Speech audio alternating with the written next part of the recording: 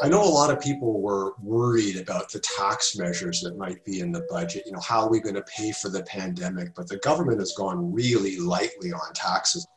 There was nothing on wealth taxes. There was nothing on taxing capital gains with a heavier hand, nothing on taxing principal residences. To me, the big game changer in the budget is the daycare measures. We're talking about this as productivity and getting women back into the workforce, but it is going to save families a lot of money if they are able to access daycare for their kids at an average of $10 a day over the next 5 years. You know, I was looking up some monthly daycare statistics, and they can cost, you know, $400 or $500 at the very cheap end of the provinces outside of Quebec, and as high as $1,500, $1,600, $1,700, and even $1,800 for infants in the city of Toronto. I know some families call it the second mortgage payment. So if this daycare plan comes to pass, I think it's going to really add a lot of financial flexibility to the lives of young families. Seniors are also pretty big winners in the budget.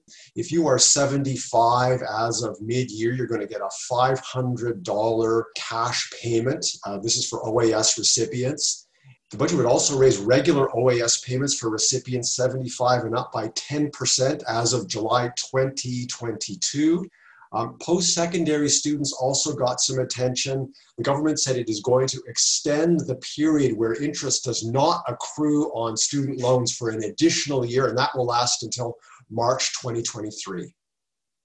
I know a lot of young people are angry about the housing market. They feel prices are rising at a rate that is shutting them out. They find housing unaffordable. We're not just talking about Toronto and Vancouver anymore. This is a phenomenon in many cities across the country.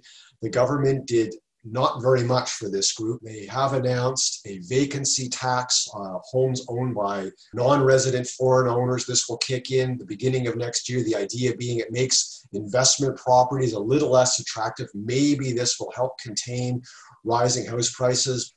Often the government talks about building affordable housing, but what does this do if you want to buy a house this spring? It strikes me that there's so much momentum in the market now that we're going to need a lot more than that. So if you are counting on government to help you get into the housing market one way or another, I think you're going to be disappointed.